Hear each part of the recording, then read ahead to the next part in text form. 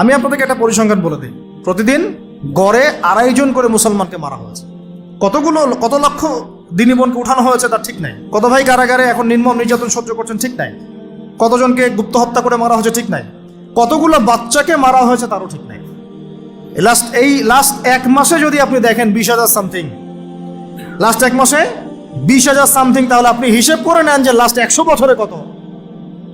এরপরেও এগুলো নিয়ে প্রশ্ন তুলছে কিছু মানুষ যে তারা ভুল করছে, তাদের প্রতিহত করা ঠিক হচ্ছে না, পাগলের কাজ করছে, কুকুরের মতো ঘেউ ঘেউ করছে, সহি হচ্ছে না, আকীদা ঠিক নাই, ওদের পদ্ধতি ঠিক নাই।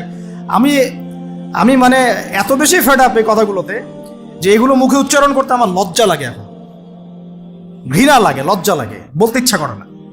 মানুষ নির্লজ্জতার অসীম অতল তলে যাওয়ার পরে এই কথাগুলো বলতে পারে। এরকম সিচুয়েশনে মানুষ বলতে পারে যে ইহুদিরা মূর্তি পূজা করে না, ওরা উন্নতি করছে। হ্যাঁ, কে বলেছে হামাস ওখানে যুদ্ধ করছে? ওরা ইহুদিদেরই তৈরি করা, পাগলের কাজ করতেছে, কেন প্রতিহত করবে? কি আছে ঢাল তলোয়ার? ওরা কি মোতার যুদ্ধের হিস্ট্রি জানে না? যে 3,000 সৈন্য নিয়ে আমরা 2 লক্ষ সৈন্যকে প্রতিহত করেছি, তখন কুফু ইনসাফের কথা আসে নাই কেন? ওরা কি বদরের হিস্ট্রি জানে না? যে 313 জন নিয়ে আমরা 1,000 জনকে ডিফিট করেছি, তখন কি কুফু ইকুয়ালি ছিল? অস্ত্রশস্ত্র সেম ছিল?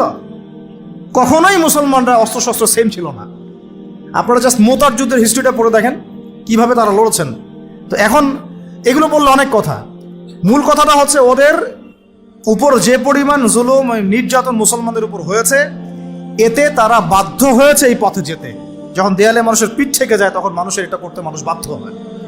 তারপরে ডে বাই ডে যখন চোখের সামনে বাচ্চার রক্ত, ভাইয়ের রক্ত, বোনের ইজ্জতের মানহানি তারা দেখবে, কোনো মুসলমান চুপ করে বসে থাকতে পারে না।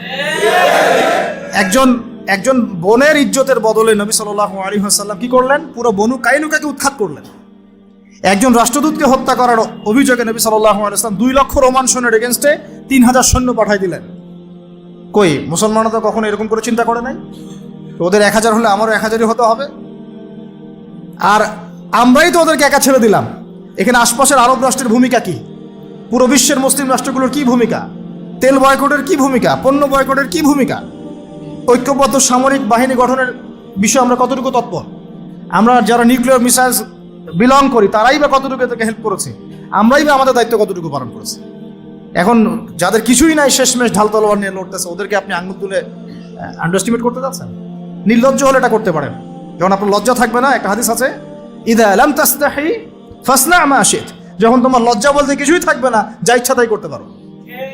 এখন এই পর্যায়ে আসছেন আপনারা, আল্লাহ পাক আপনাদেরকে হেদায়েত দান করুন।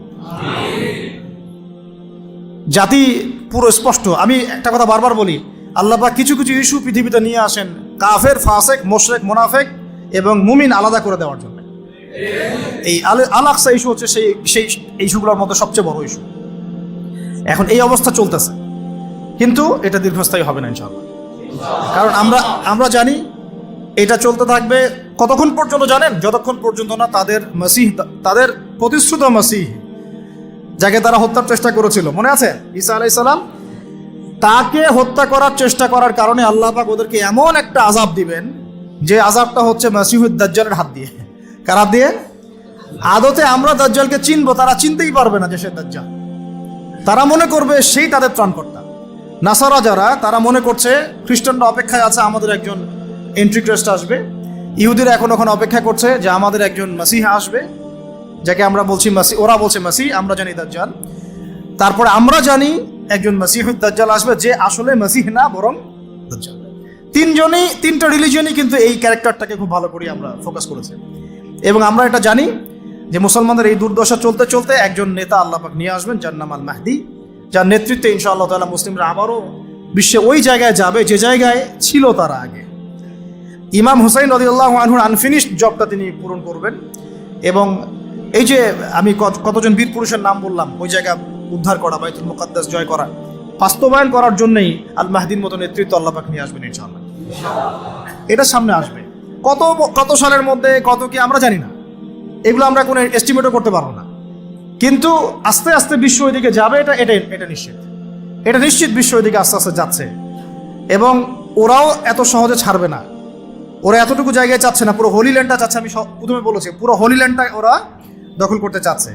তো এখন ওরাও ওই মিশনে আগাবে, মুসলমানরাও তাদের মিশনে আগাবে। এই কনফ্লিক্ট চলতেই থাকবে। ওদের জুলুমও বাড়তে থাকবে, মুসলমানদের প্রতিহত করার প্রক্রিয়া বাড়তে থাকবে, শহীদদের সংখ্যাও বাড়তে থাকবে। ওই জায়গা বরকতময়, ওখান থেকে আল্লাহ পাক বেশি বেশি শহীদ নেবেন ইনশাআল্লাহ। এবং একটা পর্যায়ে দেখবেন মুসলমানদের এই পালাটা ঘুরে যাবে ইনশাআল্লাহ। এবং যখন মুসলমানদের ইমান ঠিক হবে, আমল ঠিক হবে, জজবা ঠিক থাকবে, আখলাক ঠিক হয়ে যাবে, তাসকিয়া ঠিক হয়ে যাবে, রিজিক ঠিক হয়ে যাবে, নেতৃত্ব ঠিক হয়ে যাবে, ইমারা জামাগুলো গড়ে উঠবে, ঐক্য চলে আসবে, দেখবেন তখন দেখবেন আবার মুসলমানরা শক্তিশালী হবে ইনশাআল্লাহ। এবং এই কাজগুলো করার জন্য আল্লাহ পাক আল মাহদিকে পাঠাবেন। তো উনি আসবেন বলে আমরা হাত গুটে বসে থাকবো এমনও না বিষয়টা, না, আমরা আমাদের সময় যা করার তাই করবো। উনি আসলে এটা হবে, তাই বলে রাখলাম। কিন্তু উনি মাসিহুদ দাজ্জালকে হত্যা করতে পারবেন না। ইমামুল মাহদিও মাসিহুদ দাজ্জালকে হত্যা করতে পারবেন না। অনেক বড় বড় যুদ্ধ হবে, তিনি জয়লাভ করবেন, কিন্তু মাসিহুদ দাজ্জালকে তিনি মারতে পারবেন না। এই ক্ষমতা আল্লাহ পাক তাকে দিবেন না।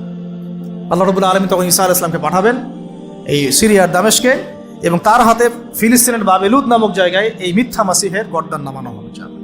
গর্দান নামানো হয় বলতে বোঝাচ্ছি যে তাকে দেখা মাত্রই সে লবণের মতো গলতে শুরু করবে, শেষ গন। তার আগে সে এই পুরো বিশ্বটাকে চষে বেড়াবে 40 দিন। বিশ্বের এমন কোনো জায়গা আবার থাকবে না, তার মানে আমাদের দেশেও সে আসতে পারে। নবীজি যেহেতু বলেছেন পৃথিবীতে এমন কোনো জায়গা বাকি থাকবে না যেখানে সে তার দাপট দেখাবে না। শুধুমাত্র 2টা জায়গায় সে ঢুকতে পারবে না, একটা হচ্ছে মক্কা, একটা হলো মদিনা। আচ্ছা, ওইটা নিয়ে আমরা আরেকদিন কথা বলবো ইনশাআল্লাহ। আজকে এই পর্যন্ত। এখন দাজ্জাল 40 দিন শাসন চালাবে। কে তাকে ফলো করবে? এরাই, যারা এখন এখানে জুলুম করতেছে, এরাই, এই জিউসরাই তাকে ফলো করবে, ইহুদিরা ওকে ফলো করবে, এবং সবকিছু ডটসগুলো মিলে যাবে। ওরা মনে করবে এ দাজ্জাল তাদের প্রতিশ্রুত মাসিহ, অথচ সে হচ্ছে একজন মিথ্যা মাসিহ। 40 দিন শাসন করবে, যার প্রথম দিন 1 বছর, সেকেন্ড ডে হচ্ছে 1 মাস, থার্ড ডে হচ্ছে 1 সপ্তাহের সময়, বাকি দিনগুলো আমাদের দিনের মতোই। ঈসা আলাইহিস সালামের হাতে যখন তাকে মেরে ফেলা হবে, তারপরে ঈসা ইবনে মারইয়াম ওই জায়গাটা থেকেই আবারও ওই যে দাউদ আলাইহিস সালামের মতো 40 বছরের খেলাফা, সুলাইমান আলাইহিস সালামের মতো 40 বছরের খেলাফা, মুসলমানদের অধীনে যখন দীর্ঘদিন আমরা ওখানে ছিলাম, ওই খেলাফা স্টেটটা তিনি ওখান থেকে আবার কায়েম করবেন। 40 বছর তিনি এই বিশ্বটাকে শাসন করবেন ইনশাআল্লাহ। তিনি একজন নবী হিসাবে আসবেন না, তিনি কিন্তু নতুন কোনো শরীয়ত নিয়ে আসবেন না, তিনি আমাদের এই শরিয়াই ফলো করবেন। নবী মুহাম্মদ সাল্লাল্লাহু আলাইহি ওয়াসাল্লাম রেখে যাওয়া এই বিধানই তিনি ফলো করবেন। এবং এত সুন্দর একটা রাষ্ট্র আর বিশ্ব তিনি করে দিবেন, যেখানে বাঘে মহিষে এক ঘাটে পানি খাবে ইনশাআল্লাহ। সব জালেমের বিচার করা হবে। ওই যে আমি বলেছি সেদিন যে এক একটা মুসলিম বোনের ইজ্জতের বদলা নেওয়া হবে, এক একটা ভাইয়ের রক্তের বদলা নেওয়া হবে, এক একটা বাচ্চার রক্তের বদলা নেওয়া হবে। হাদিসে এসেছে, নবী সাল্লাল্লাহু আলাইহি ওয়াসাল্লাম বলেছেন যে লা তুকাতিলুন্নাল ইয়াহুদ, তোমরা ইহুদিদের সাথে যুদ্ধ করবেই করবে, ওয়ালা তাকতুলুন্নাহুম, অবশ্যই তোমরা ওদেরকে কচুকাটা করবে। মুসলমানরা করবে এটা, আল্লাহর নবী বলেছেন। এমনকি যদি ওরা কেউ এই পাথর বা গাছের পিছনে লুকায়, পাথর হাত্তা ইয়াকুলু শাজার ওয়াল হাজার, হাজার সাজার তারা কথা বলা শুরু করবে, ইয়া মুসলিম, হে মুসলিম সৈন্য, ইন্না ওয়ারাইল ইয়াহুদ তাআল ফাকতুলহু, আমার পিছনে একজন ইহুদি লুকিয়ে আছে, আসো হত্যা করে যাও। পৃথিবীর ইতিহাসে এই ঘটনাগুলো ঘটতে এখনো বাকি আছে। আমরা এখন আসি কোন জায়গায়? তাহলে আমরা এখন বর্তমানটুকু জানলাম, অতীতটাও জানলাম, কিন্তু ফিউচারটা ওরা জানে না, আমরা জানি। ফিউচার সম্পর্কে আমরা জানি, ওরা জানে না। এই ফিউচারের দিকে আস্তে আস্তে উম্মাহ যাবে ইনশাআল্লাহ। আমরা দোয়া করি আল্লাহ পাক যেন আমাদেরকে সেই বিষয়গুলো বোঝার তৌফিক দান করেন, চর্চা করার তৌফিক দান করেন, এবং স্বপ্ন দেখার তৌফিক দান করেন। আল্লাহ পাক যদি আমাদের হায়াতে রাখেন, আমাদের জেনারেশনের মধ্যে থাকে, আমরা যদি কোনো অপরচুনিটি পাই, আমরা আমাদের অবদান রাখবো। আর যদি আমরা না পাই, আমাদের পরের প্রজন্মকে আমরা তৈরি করবো ইনশাআল্লাহ। আর এগুলো আমরা জাতিগতভাবেই করবো, একা একা নয়। দেখবেন ইনশাআল্লাহ তখন জাতিগতভাবেই এই কাজগুলো করা হবে ইনশাআল্লাহ। রাষ্ট্রের অধীনে থেকেই আমরা কাজগুলো করবো ইনশাআল্লাহ, একা একা নয় ইনশাআল্লাহ। আর আমরা দোয়া করি আল্লাহ পাক আমাদের রাষ্ট্র নেতাদেরকে এগুলো বোঝার তৌফিক দান করেন। তারা তো আঞ্চলিক বিষয়গুলো নিয়ে পড়ে আছেন, বিশ্ব রাজনীতি বোঝার আল্লাহ পাক তৌফিক দান করেন। পুরো বিশ্বের politics, Jio politics, global affairs এই জেরুজালেমকে কেন্দ্র করে আবর্তিত হবে ইনশাআল্লাহ। এবং সামনে দেখবেন এইগুলোই হতে যাচ্ছে ইনশাআল্লাহ। আমরা এখন আল্লাহর কাছে এতটুকু দোয়া করি আল্লাহ পাক যেন আমাদের সবাইকে এই জেরুজালেমের হিস্ট্রিটাকে ভালো করে পড়ার আর বোঝার তৌফিক দান করেন। এবং যে সময় আমরা এই উম্মাকে নেতৃত্ব দিয়েছি, ওই সময় আমাদের যে গুণাবলীগুলো ছিল, ওই গুণাবলীগুলো অর্জন করার তৌফিক দান করেন, আমাদের মধ্যেও দান করেন, আমাদের প্রজন্মকে গড়ে তোলার তৌফিক আল্লাহ পাক দান করেন। এখন এই পর্যায়ে এসে আমরা আজকে খুতবা এখানে শেষ করব। খুতবার পরে আমাদের এখানে আরবি খুতবা হবে, নামাজ হবে ইনশাআল্লাহ সংক্ষিপ্ত পরিসরে। নামাজের পরে সুন্নাহ পড়ার পরে যদি আপনারা বসতে চান, আমরা এখানে আধা ঘন্টা সময় বসতে পারি। যার যদি কোনো প্রশ্ন থাকে অন দ্য টপিক, এই টপিকের উপরে বা কোয়ালিটি কোনো প্রশ্ন, লিখিত আকারে আপনারা প্রদান করলে আমরা অ্যান্সার দেওয়ার চেষ্টা করবো ইনশাআল্লাহ। আমরা দোয়া করি এখানে আল্লাহ রাব্বুল আলামিন যেন আমাদের আল আকসাকে বিজয় করার তৌফিক দান করেন, পক্ষ থেকে আওয়াজ ওঠার তৌফিক দান করেন। আল্লাহ পাক আমাদেরকে ওদের পণ্যগুলোকে বয়কট করার তৌফিক দান করেন, ওদের বিরুদ্ধে আমাদেরকে সামরিক পদক্ষেপ নেওয়ার তৌফিক দান করেন।